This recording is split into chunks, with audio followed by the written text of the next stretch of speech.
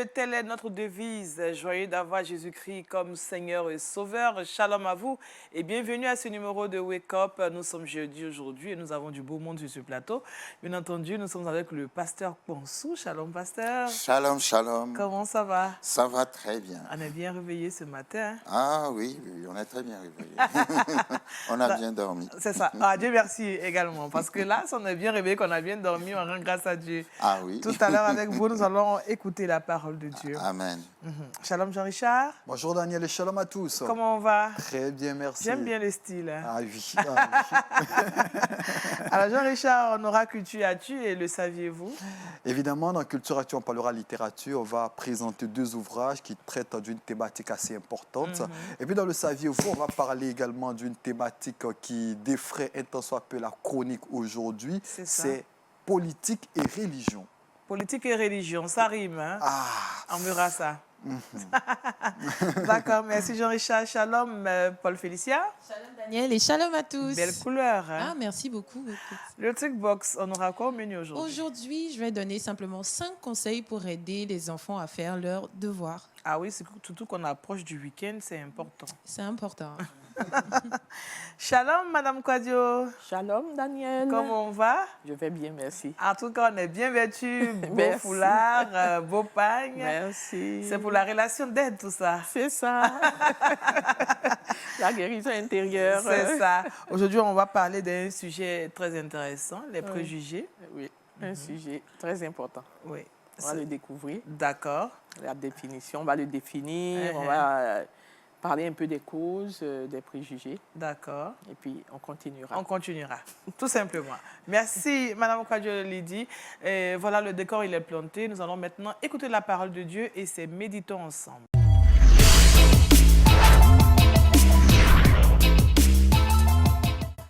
Avec le pasteur Ponsou, nous parlons de frustration.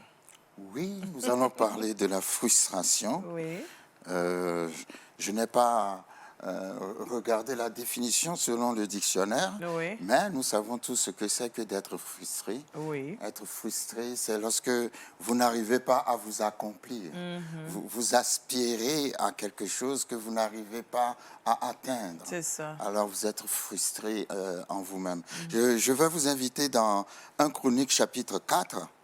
Là, nous trouvons l'histoire d'un homme qui s'appelle Jabez. Je crois que nous connaissons tous l'histoire de Jabez. C'est cela. Alors, 1 Chronique, chapitre 4, verset 9. Jabez était plus considéré que ses frères. Sa mère lui donna le nom de Jabez en disant « C'est parce que je l'ai enfanté avec douleur. » Jabez invoqua le Dieu d'Israël en disant « Si tu me bénis et que tu étendes mes limites, si ta main est avec moi, et si tu me préserves du malheur, en sorte que je ne sois pas dans la souffrance. » Et Dieu accorda ce qu'il avait demandé.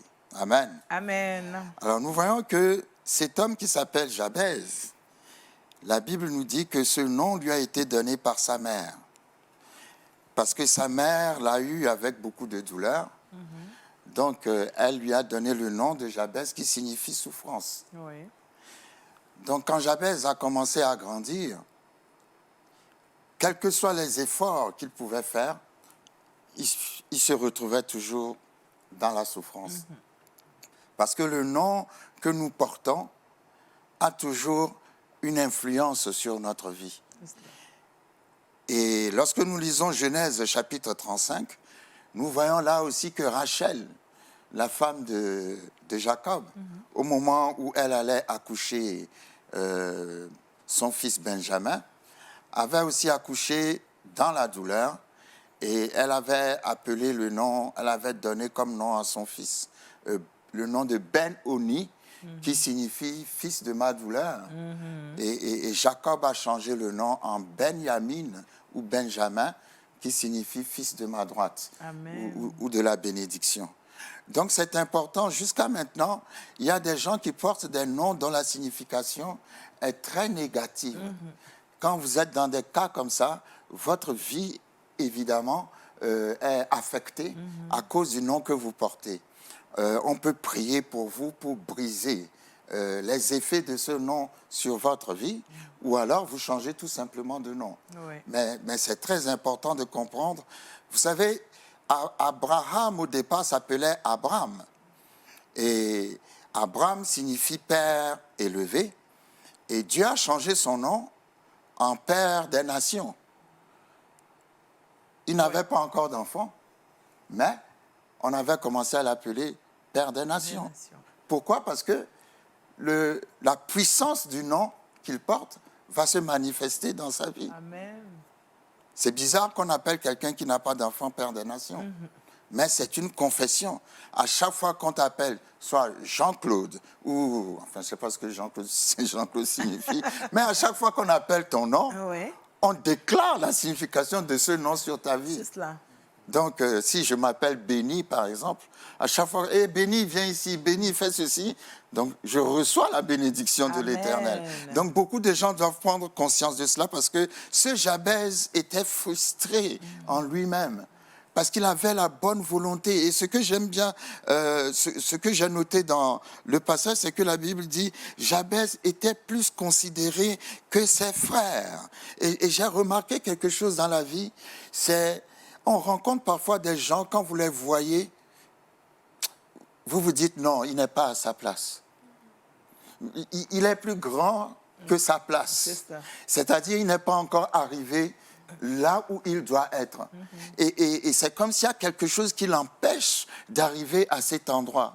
Parce que manifestement, quand on le voit, on voit que c'est quelqu'un qui a du talent, c'est quelqu'un qui a de l'excellence, mais quelque part, c'est comme s'il y a un blocage qui empêche la personne de s'épanouir. C'est un peu ce que Jabez vivait. Et Jabez a prié l'Éternel. Et la Bible que le Seigneur lui a accordé ce qu'il lui a demandé. Et quand je lis la prière de Jabez, nous pouvons sortir la définition du mot être béni lorsque nous lisons la prière de Jabez, parce que Jabez dit au Seigneur, si tu me bénis, alors numéro 1, et que tu étendes mes limites. Donc celui ou celle qui est béni n'a pas de limite.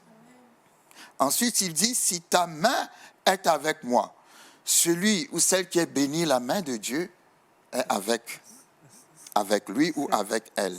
Et si tu me préserves du malheur en sorte que je ne sois pas dans la souffrance. Celui qui est béni n'est pas dans la souffrance. Vous savez, la vie est un cycle. J'ai remarqué, il y a des saisons qui peuvent se ressembler. Et parfois, on vit des saisons difficiles, on a l'impression que ça ne finira jamais.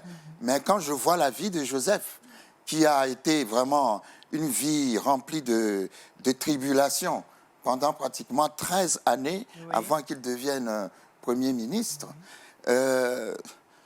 Vraiment, c'est pas... Je veux dire, c'était très difficile pour lui. Mais ce que j'ai remarqué, c'est que dès qu'il a été élevé, il n'est plus jamais revenu dans les souffrances. Amen. Donc, il y a un temps où les souffrances peuvent venir, mais il y a aussi un temps où, comme le Seigneur a dit à Moïse, ces Égyptiens que vous voyez aujourd'hui, vous ne les verrez plus jamais. Donc c'est pour encourager quelqu'un qui est comme Jabez, qui se sent frustré et qui n'arrive pas à s'accomplir. Le Seigneur veut te dire ce matin que ton temps arrive. Et je vais terminer rapidement par l'histoire d'un ânon dans Marc chapitre 11. La Bible dit qu'il y avait un ânon qui était attaché au milieu de deux villes. Marc chapitre 11, rapidement. Lorsqu'ils approchèrent de Jérusalem et qu'ils furent près de Bethphagée et de Béthanie, vers la montagne des Oliviers, Jésus envoya 2 de ses disciples en leur disant, « Allez au village qui est devant vous, dès que vous y serez, entrez, vous trouverez un ânon attaché, sur lequel aucun homme ne s'est encore assis. Détachez-le et amenez-le. Si quelqu'un vous dit, pourquoi faites-vous cela? Répondez, le Seigneur en a besoin. Et à l'instant, il le laissera venir ici. » Alors, l'ânon était entre deux villes, Béthanie et Bethphagée. Et Béthanie signifie un figuier dont les fruits ne sont pas encore mûrs. Donc, quand les fruits ne sont pas mûrs, le fruit est amer. Donc ça parle d'amertume. Et ensuite, Béthanie, ça signifie la maison de l'affliction. Donc l'anneau était entre l'amertume et l'affliction. Lorsqu'on est frustré dans la vie, on est dans l'amertume et dans l'affliction. Et j'imagine un peu la vie de cet anneau qui était resté, je ne sais pas combien de temps, attaché et qui n'arrivait pas à s'accomplir parce que l'anneau a été créé pour porter quelque chose. Soit porter des hommes ou porter un fardeau. Et lui, il était attaché et surveillé par des gens. Vous savez, il y a des gens qui sont liés et il y a des esprits qui surveillent qu'ils restent liés. Et il y a ceux qui sont liés et puis bon, on les laisse liés. Et ceux qui sont liés, on surveille qu'ils restent bien liés. Et j'imagine cet âne qui regardait les autres anneaux porter des gens, des fardeaux, où les autres anneaux se moquaient de lui en disant, regardez-moi, lui n'a jamais travaillé, lui n'a jamais ceci. Et il devrait être très frustré. Et Jésus, heureusement, est passé par là. Et la Bible dit que les disciples de Jésus vont venir, ils vont détacher cet anneau. C'est le jour, aujourd'hui, Dieu va détacher quelqu'un. Et en détachant cet anneau, les maîtres leur ont demandé, mais pourquoi faites-vous cela? Ils ont répondu, le Seigneur en a besoin. Amen. Et ils n'ont plus rien dit. Ils ont laissé l'anneau partir. Et ce qui est merveilleux dans l'histoire de cet anneau, c'est qu'il n'a jamais porté de fardeau, il n'a jamais porté quelqu'un, mais pour une fois qu'il allait porter quelqu'un, il a porté le Seigneur Jésus. Il a porté le roi des rois. Amen. Et la Bible dit que ses pieds n'ont même pas marché dans la poussière parce qu'on étalait des pagnes sur... Oh, come on. Il y a un temps de gloire qui arrive dans la vie de quelqu'un. Le Seigneur dit, le temps est arrivé où toutes ces souffrances, tu vas les oublier. Persévère et qu'on continue d'avoir foi dans ma parole. Et ma parole va se réaliser.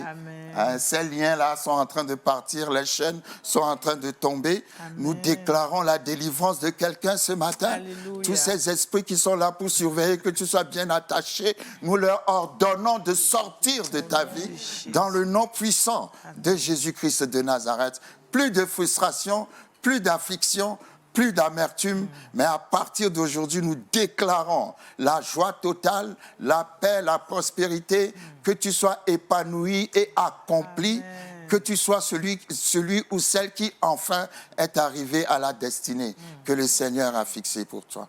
Au nom de Jésus-Christ, amen. Amen. Amen. Est-ce qu'on doit la poser une question? Je ne sais pas, parce qu'on a été tous bénis ce matin. OK. Parce qu'on a, pardon? On a été tous bénis ce matin. Amen. On rend grâce à Dieu. Vraiment, on a pour le cas de Jaébet et puis l'anneau qui a été attaché. Alors, pasteur, même si on a prié, moi je vais poser quand même une petite question. Hein. Généralement, quand un enfant de Dieu est frustré, il se réfugie dans la parole de Dieu, n'est-ce pas? Oui. Alors, qu'est-ce que la parole de Dieu peut apporter à quelqu'un qui est frustré? Qui vit dans l'amertume, qui vit dans une situation vraiment difficile. D'abord, la parole de Dieu va enlever l'amertume. Parce que quand on est dans la parole crée une joie. La parole crée une espérance. Amen. Vous ne savez pas comment le dire, mais vous voyez la chose venir. C'est comme si vous êtes en train de marcher dans une route ténébreuse, et puis d'un seul coup, vous voyez les phares d'une voiture venir de la route qui coupe celle dans laquelle vous êtes en train de marcher. Vous n'avez pas encore vu la voiture qui va arriver, mais vous voyez déjà les phares de la voiture. La lumière. La lumière que les phares. Voilà. Donc quand nous lisons la parole, nous voyons la lumière de Dieu. Et cette lumière nous rassure, la chose n'est pas encore venue, mais ça arrive. Et Dieu nous donne cette assurance. Et c'est cette assurance, justement, qui est notre foi. Nous n'avons pas encore touché la chose, nous n'avons pas encore vu la chose, mais nous savons que la chose arrive. Nous ne pouvons pas le démontrer, mais nous le savons. Nous savons que nous savons. Et nous croyons, parce que nous savons. Et nous croyons, oui, bien sûr. Nous savons et nous croyons. C'est ça. Voilà. Jean-Richard? Vous avez fait référence au nom de façon pratique, qu'est-ce qu'on doit faire lorsqu'on porte un nom qui dépeint de façon négative sur nos vies? Est-ce qu'on doit interdire les gens de nous appeler de cette manière? Faut-il refaire ces documents administratifs? Que faut-il faire de façon pratique? Ben, si c'est moi, je referai les documents, je changerai ce nom. Bon, j'ai rencontré quelqu'un là, qui m'avait dit la dernière fois que bon, son nom avait une signification très négative et tout ce qu'il entreprenait, ça marchait un peu, puis après ça s'arrêtait. Et puis il y a eu une conférence, un séminaire biblique dans sa ville et un pasteur avait prêché en parlant du nom. Donc il a été le trouver et le pasteur a prié pour briser les effets négatifs qu'il y avait dans ce nom. Et sa vie, comme ça, a changé parce que désormais, tout ce qu'il entreprenait, ça prospérait, mais il n'avait pas changé de nom. Mais on avait brisé les effets négatifs. Comme Jabez, qui signifie souffrance, n'a pas changé de nom, mais les effets négatifs ont été brisés. Mais bon, moi, personnellement, je pense qu'il faut changer de nom. Parce que quand c'est brisé, là, on ne le prononce plus. Vraiment, merci, pasteur. Je vous en prie. On va prier encore pour nos frères et sœurs qui nous regardent. Tellement que quelqu'un est frustré par rapport à un nom qu'il porte ou une situation que cette personne traverse. Nous allons confier cette personne au Seigneur. Amen. Seigneur, merci, parce que tu es un Dieu d'espérance. Tu es le Dieu qui brise les chaînes et qui brise les liens. Tu es le Dieu qui enlève les barrières et qui brise les blocages. Seigneur, aujourd'hui, je remets entre tes mains nos frères et sœurs qui ont la frustration en eux parce qu'ils n'arrivent pas à s'accomplir à cause d'un nom ou à cause d'une parole qui a été dite sur leur vie et qui constitue un blocage. Aujourd'hui, nous venons par la foi en ton nom et nous déclarons, Seigneur, sur leur vie, que les effets négatifs de ce nom soient brisés définitivement. Toi qui es le Dieu qui change la malédiction en bénédiction. Merci parce que ta main invisible les touche ce matin. Et nous déclarons qu'à partir d'aujourd'hui, les effets négatifs de leur nom seront changés en effets positifs. Parce que tu es le Dieu qui restaure tes enfants, qui a un plan merveilleux pour chacun d'entre nous et qui veille à ce que nous puissions tous entrer dans la destinée que tu as tracée pour nous. Au nom de Jésus-Christ, Amen. Amen. Amen. Merci, Pasteur Ponsou. Merci pour Amen. cette prière. Merci pour cette exhortation. La frustration, on a trouvé notre texte de base de 1 Chronique. Chapitre 4. Verset 9 à Verset 10. 9. Voilà. Nous allons refermer cette page pour rouvrir celle qui concerne l'actualité culturelle. C'est avec Jean-Richard maintenant. Culture Actu.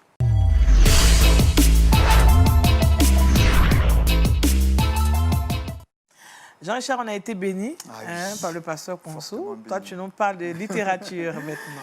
Effectivement, aujourd'hui, je l'ai dit d'entrée de jeu, j'ai décidé de parler de littérature et de parler de la thématique de l'argent. L'argent est important, nous le savons plus ou moins tous. Mais saviez-vous, Daniel, qu'il y a plus de 2350 versets dans la Bible à propos de l'argent? Saviez-vous que presque la moitié des paraboles de Jésus parlent des biens? Ah oui. Et puis, la Bible est remplie de sages conseils à propos de notre vie financière. Mais force est malheureusement de constater que nous peinons quant à notre gestion de l'argent. Nos poches restent souvent très peu converties. Et même frustrés. Ah oui, nous partageons et nous donnons très peu à Dieu. Plusieurs questions nous taraudent. La richesse est-elle convenable ou inconvéniente pour le chrétien? Y a-t-il des règles pour donner? Pourquoi faut-il donner? Comment donner? Quand donner? Combien donner? Dieu punit-il quand on ne donne pas? On ne donne pas. Tellement de questions. Moi, je n'ai pas de réponse à ces différentes questions. Je suis venu avec 2 ouvrages et 2 bonus pour le proposer, pourquoi pas, à quelqu'un qui nous regarde aujourd'hui, des ouvrages qui vont lever, pourquoi pas, un coin de voile sur ces différentes interrogations. Le premier livre que je présente a pour titre « Gérer nos finances selon Dieu ». Eh bien, c'est un ouvrage qui est sorti là dessus quelques années, un ouvrage qui a été écrit par Rick Warren. Rick Warren, une personnalité qu'on connaît plus ou moins tous. Et dans l'ouvrage, il évoque notamment les questions de la planification des dépenses, donner est comme un acte d'adoration, comment épargner, comment investir. La solution de Dieu pour l'endettement. Force est de constater aujourd'hui que plusieurs chrétiens dans l'Église, on rencontre des personnes qui sont fortement endettées. Comment sortir de l'endettement, profiter de ce que Dieu nous donne, comment profiter notamment de ces différentes richesses. Le deuxième ouvrage que je présente, c'est Biens, richesses et argent. Cet ouvrage est considéré comme un ouvrage assez puissant. C'est un ouvrage qui est sorti également il y a de cela quelques années, un ouvrage qui a été édité par Jeunesse en Mission, une institution qu'on connaît plus ou moins tous. Et le livre a 243 pages. C'est un ouvrage qui a été écrit par deux personnes de marque, Greg Hill et Hiller Pitts. Greg Hill qui est orateur, il est écrivain américain, il a été directeur, il est directeur d'ailleurs depuis plus de 20 ans de Family Foundation International. C'est un ministère qui organise des formations et qui guérit à l'image du ministère du moment, qui guérit les cœurs blessés. Et c'est ce ministère-là, le directeur de ce ministère, qui a décidé de s'associer avec un homme qu'on appelle Hiller Pitts, qui est connu dans le milieu financier, un chrétien qui a travaillé dans de grandes institutions, qui est connu pour son regard assez pointu sur les questions économiques. Ces deux personnalités de marque ont décidé de se mettre ensemble, de conjuguer leurs efforts pour sortir cet ouvrage où ils posent plusieurs questions et en même temps, ils répondent à ces différentes questions. Comment acheter, comment vendre, comment donner, comment recevoir, la dîme est-elle toujours d'actualité, la libéralité, qu'est-ce que c'est, le budget personnel. C'est un ouvrage assez poignant qui pourrait intéresser non seulement les hommes de Dieu, qui pourrait intéresser aussi un citoyen lambda, qui pourrait, les fidèles, qui pourrait intéresser aussi un couple qui peine quant à économiser, qui peine dans la gestion financière. C'est un ouvrage, j'ai lu quelques bonnes pages de l'ouvrage que je recommande aussi à quelqu'un. Bien, richesse, argent, principe biblique de gestion financière. Et puis deux bonus, je l'ai dit. Le premier bonus que je tiens à présenter, c'est un ouvrage qui parle l'argent dans la vie du chrétien. C'est un ouvrage qui est sorti en 2017, L'argent dans la vie du chrétien. Puis le dernier, c'est Partenaire avec Dieu en affaires. Comment faire de Dieu notre partenaire en affaires? Voici quelques ouvrages que je tenais à présenter qui vont répondre certainement à plusieurs questions qu'on se pose concernant l'argent, parce que l'argent reste une thématique assez importante et qui suscite par moments des controverses, des conversations et des frustrations. Parce que quand on n'a pas l'argent, c'est sûr qu'on s'en veut parfois, on veut à tout le monde. Quelqu'un me disait que moi, je n'ai pas l'argent, je deviens nerveux. Parfois aussi, on a l'argent, on se demande ce qu'il faut donner, à qui donner, comment donner. On se pose beaucoup de questions. Ça, les gens, j'ai posé une question. Est-ce que quand on ne donne pas à Dieu, Dieu se fâche? Est-ce que Dieu punit? Est-ce que Dieu punit? Bon, personnellement, je ne pense pas que Dieu se fâche. Parce que d'abord, Dieu, à chaque fois, surtout dans l'Ancien Testament, que Dieu veut faire prendre des offrandes, il précise toujours ceux qui veulent donner volontairement. Dieu n'est pas un dictateur. C'est ça. Il nous laisse. D'ailleurs, il n'a pas besoin de notre argent. C'est juste un moyen par lequel il veut voir notre foi. Amen. Oui, voilà. Si vous ne donnez pas, il ne va pas vous punir, mais seulement vous vous empêchez vous-même de prospérer. C'est ça. Donc, donnons pour ne pas être frustré. Mais donnons pour prospérer. Donnons pour prospérer. Vous savez, dans Deutéronome 8, il y a le verset qui dit « C'est l'Éternel qui nous donne la force d'acquérir des richesses pour soutenir son alliance. » C'est ça. Donc, en priorité, Dieu nous rend riches pour qu'on soutienne ses œuvres. C'est ça. Bon, maintenant, si nous ne voulons pas soutenir ses œuvres, nous nous empêchons nous-mêmes de prospérer parce qu'il bénit en retour. Amen. Merci, pasteur. Merci, Jean-Richard. On sera tout à l'heure avec toi pour la rubrique Le saviez-vous? Effectivement. À présent, nous allons nous intéresser à la relation d'aide et c'est tout de suite Relation d'aide.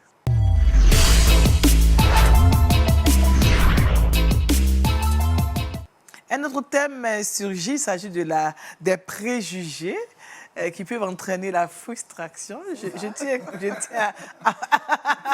à mon thème aujourd'hui. Alors, Maman Kwadjo, comment vous allez? Je vais bien, merci. Alors, quand on parle de préjugés, on fait allusion à quoi? On parle de préjugés, on a parlé de frustration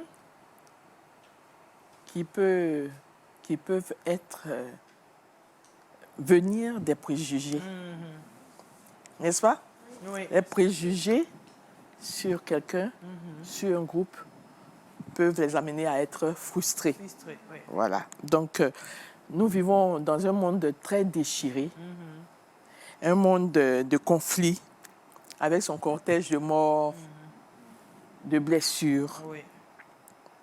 Et quand on recherche les causes de tous ces conflits et de toutes ces souffrances, on pense généralement aux injustices sociales, on pense à de grands mots comme la politique. On a l'impression que ce sont les choses essentielles qui sont la cause des conflits Dans nos pays. même dans les familles, Oui. les injustices et toutes sortes de mots, Oui. le pouvoir, la domination. Mais il y a un facteur majeur, justement, que nous allons voir, Oui. c'est celui la racine de ces nombreux conflits, c'est le préjugé. D'accord. C'est un facteur très important. Nous cherchons donc à aider les gens à comprendre ce que c'est que le préjugé, de comprendre le danger. Nous avons même intitulé ce thème-là, le pouvoir terrifiant du préjugé. Oui. Et c'est nous fort. continuons en parlant de racines amères. Voilà. Donc, c'est aussi pour aider tout un chacun à renoncer à ses préjugés, à nos préjugés. Comme définition, qu'est-ce que c'est que le préjugé? Il s'agit, quand on découpe le mot, on voit déjà qu'il y a pré et jugé. Donc, un jugement qui vient avant même qu'on ait toutes les données, qu'on ait tout analysé, C'est qu'on ça. ait tout vu. On juge avant. C'est une idée préconçue qui nuit en général à une personne. C'est vrai qu'il y a des préjugés favorables, Oui. mais d'une façon générale, la plupart des préjugés sont des préjugés négatifs, des préjugés qui nuisent à un groupe, à une personne, au droit d'un peuple. On a des préjugés sur toutes sortes de personnes. Dès qu'on voit des vieux, bon, on a déjà un préjugé par rapport à leur âge, à l'âge, tout ça. les enfants, les ethnies, les étrangers, des gens qui sont différents de nous, voilà. Et les conflits commencent toujours dans la pensée.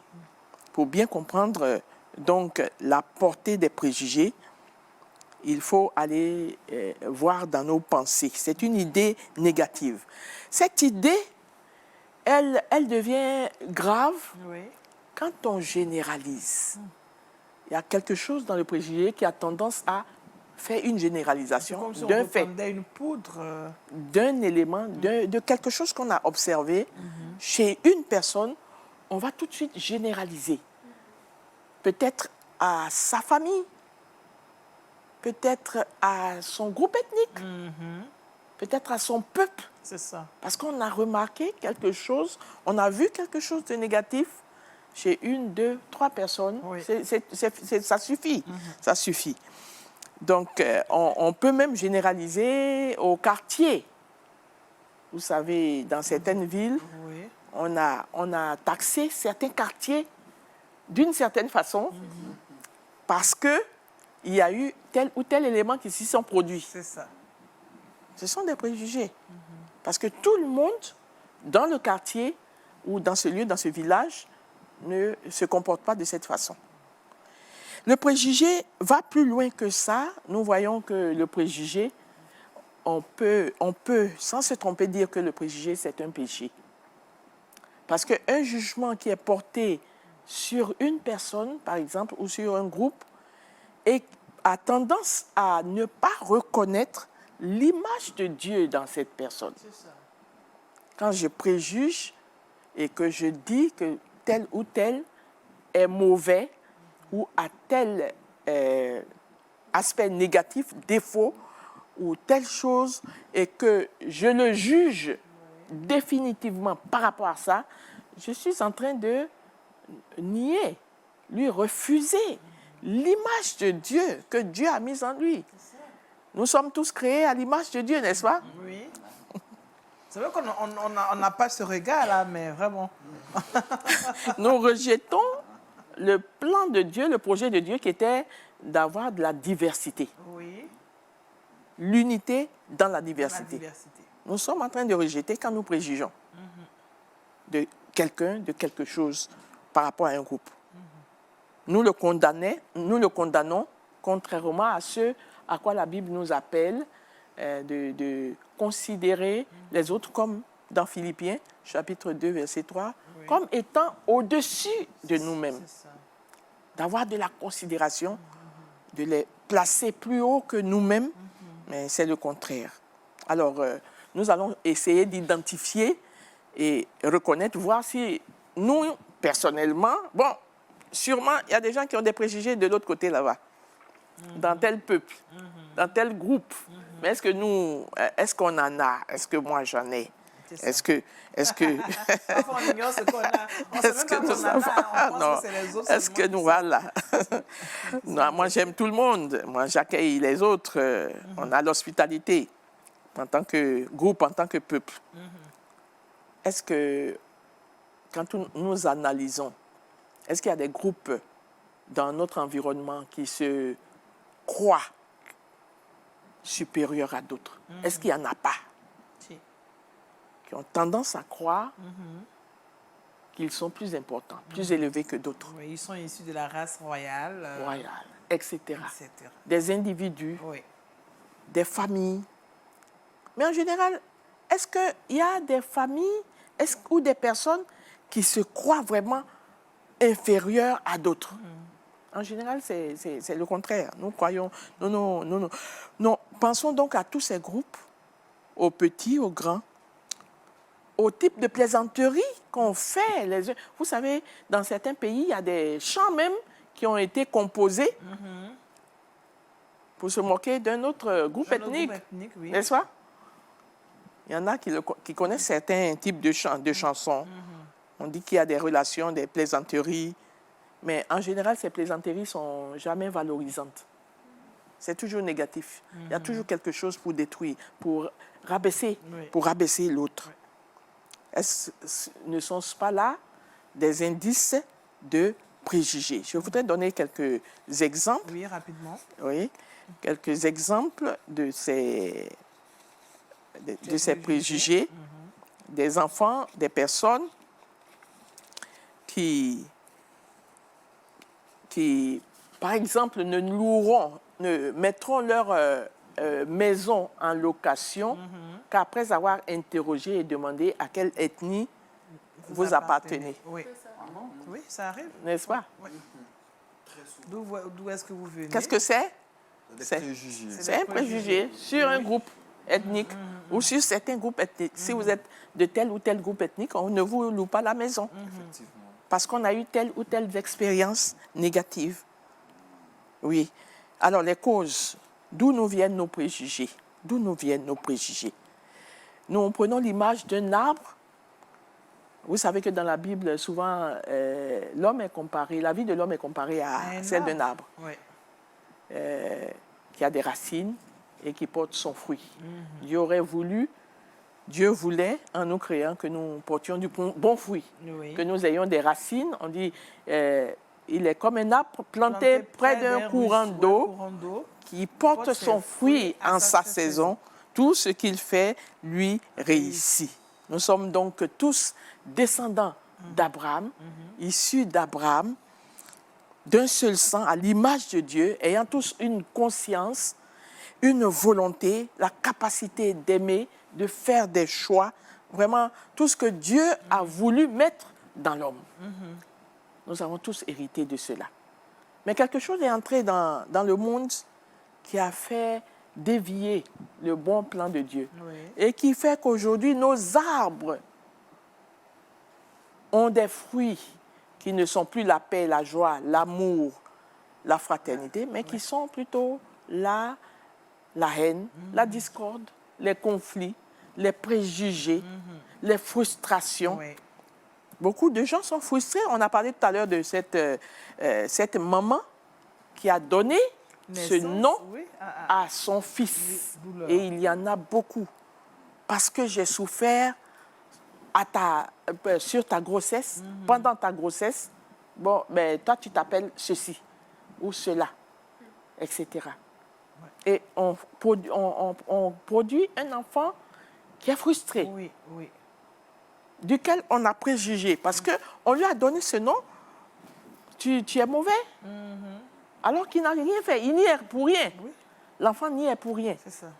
Et il va porter ça, tout le poids. Toute la Nous, vie, ouais. c'est une belle image que nous avons vue, ce fils qui s'est tourné dans la bonne direction, vers Dieu, le Seigneur. Celui qui rétablit les situations, Amen. qui restaure, qui redonne l'identité, la valeur Amen. à chacun. Voilà.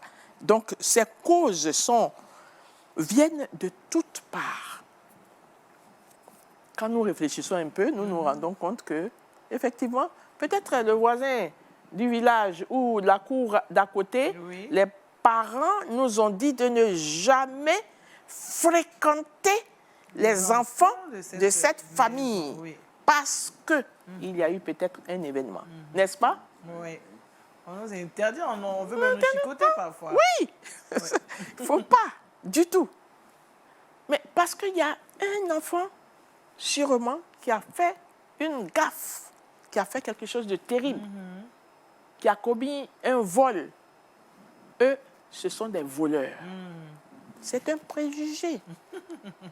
Nous jugeons de toute la famille. Donc, il y a les expériences que nous avons vécues qui nous amènent à préjuger. Il y a la famille dont nous sommes issus qui nous enseigne Oui. les préjugés. Oui. Je me souviendrai toujours de cet enfant-là qui, dans sa famille, on lui avait dit de ne jamais manger là-bas. Ils mettent du poison, ils vont t'empoisonner. Ils ont dit ça aux enfants, consigne stricte. Mais les enfants jouaient ensemble. Et un jour, un des enfants invite l'autre à manger quelque chose pendant qu'il jouait. Il dit, on m'a dit de ne pas manger, vous allez m'empoisonner. Toute la famille était là. Bon, c'est sorti, c'est parole d'enfant. Oui. Est-ce qu'il a reçu donc Parole d'enfant. Voilà. Nos ancêtres. D'accord. Des groupes ethniques. Entre les groupes ethniques, il y a des préjugés. Ça se passe, oui. De nation à nation, Oui. nous avons des préjugés. De continent à continent, nous avons des préjugés. Alors, quelle serait la solution, justement, à tous ces préjugés? Je voudrais donner un verset Oui. de Romains 12, chapitre 3, qui nous dit de ne pas nous conformer au siècle présent, D'accord. mais d'être transformés par le renouvellement de notre intelligence, Amen. afin de discerner ce qui est agréable et bon. Il nous faut un renouvellement. C'est pourquoi dans le programme de guérison intérieure, nous partons toujours à la base, dans les fondations. Il nous faut poser les bonnes fondations pour que ce que l'ennemi a semé puisse être transformé par cette parole Oui. de vie, par cette fondation que Christ lui-même a posée Amen. et que nous découvrons au travers de sa parole. Il nous faut poser cette bonne fondation. Là, nous avons tout simplement découvert le préjugé et ce que ça donne, d'où ça vient, des racines qui sont amères. Quand les racines sont amères, forcément, le fruit sera amer. Oui. On ne peut pas planter du citron et puis avoir De belles des mandarines. pommes ou des oranges au bout. Donc, c'est à partir de la base que nous allons travailler. Et nous reviendrons la prochaine fois Oui. pour voir ce que Christ a fait. Il a fait un excellent travail, D'accord. un travail total, complet, parfait, Amen. par rapport aux frustrations, par rapport aux préjugés. Parce que celui qui est frustré, c'est celui qui a subi, Des préjugés. voilà, D'accord. celui qui a subi les préjugés. Donc, on peut Que quand Dieu même nous dire qu'il y a bénisse. une solution, Bien sûr, qui est Christ. qui est Christ, qui est D'accord. en Christ, et pour laquelle, aujourd'hui, nous partons en essayant de reconnaître, de réfléchir, Oui. pour voir si, personnellement, nous n'avons pas de préjugés. D'accord. Merci, Maman Kwadio. Merci. On aura l'occasion donc de parler, de continuer de parler des préjugés avec vous la fois prochaine. Merci. Vraiment, nous allons refermer cette belle lucarne parce que quand il s'agit des relations d'aide, tout le monde est en train d'écouter, comme vous d'ailleurs. Voilà, nous allons maintenant parler des trucs et astuces avec Paul Félicia.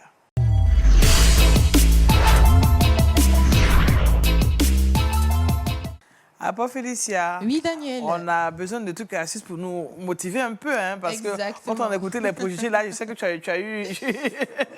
Non, chacun s'est vu, hein. Moi, je me suis vue. Moi, vrai. Comme on dit en Côte d'Ivoire, vrai, je me suis vue. C'est ça aujourd'hui. Ouais. Bon, aujourd'hui, je ne vais pas parler de préjugés, mais je vais parler de la fameuse heure pour faire des exercices de maison. D'accord. Pour tous parents, c'est un peu un calvaire. Aussi pour les enfants, comprenez-les, parce qu'ils ont écouté la maîtresse ou le maître toute la journée et ils doivent encore venir étudier à la maison. C'est pas facile, c'est pas facile du tout. Donc, soyez un peu patients avec les enfants. Par contre, je suis venue avec 5 petites astuces pour pouvoir les aider à faire leur exercice dans la paix et l'harmonie à la maison. Heureusement. La première des choses à savoir, c'est qu'il faut proposer un bon cadre de travail aux enfants. Les enfants ont besoin de calme et de tranquillité pour pouvoir étudier. Donc, il faudrait éviter d'allumer la télévision, par exemple, là où ils doivent étudier. Il faut veiller à ce que l'espace soit assez aéré pour qu'ils soient concentrés, pour qu'ils fassent leurs exercices. Donc, s'ils ont des tablettes ou bien ils ont accès à des écrans, c'est mieux de les retirer. Comme ça, ils seront concentrés. La deuxième des choses à faire, c'est qu'il faudrait se tenir quand même prêt lorsqu'ils sont en train d'étudier.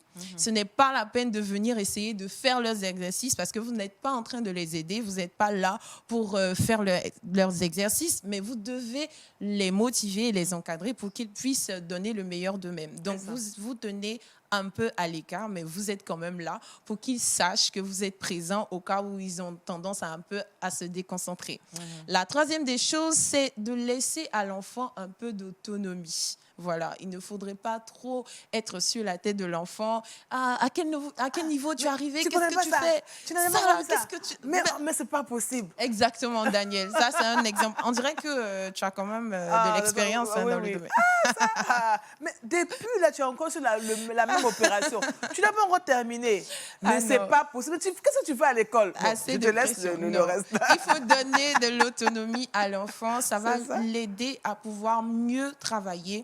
Il faut être là, comme je l'ai dit tantôt. Ce n'est pas parce que vous êtes là que vous allez être sur la tête de l'enfant. Laissez-lui l'occasion de venir vers vous lorsqu'il ne comprend pas quelque chose. Voilà. Et la quatrième des choses à éviter, c'est... Non, la quatrième des choses, oui, c'est vrai. Je pensais que c'était la dernière, mais c'est la quatrième. Donc, la quatrième des choses, c'est d'éviter de lui mettre la pression. Ça va un peu dans le même sens que ce que j'ai dit tantôt.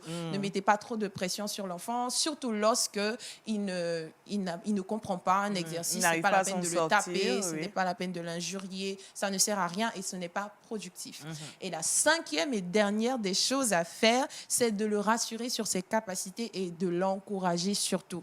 Les enfants sont vraiment très sensibles aux paroles d'encouragement. Au lieu de lui dire, comme Daniel a pris l'exemple, pourquoi tu n'as pas encore fait l'exercice? Depuis, tu es sur ce calcul, tu n'as pas encore avancé. Dites-lui plutôt que je sais que tu peux y arriver, tu es un peu bloqué, qu'est-ce que tu ne comprends pas? Comment est-ce que je peux t'aider? Susciter des questions qui vont pouvoir l'aider au lieu de le distraire ou bien de le démotiver. Voilà, tout simplement.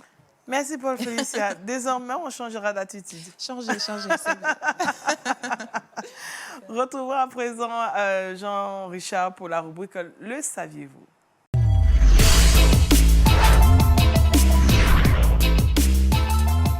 Avec Jean-Richard, on parle d'église et de politique.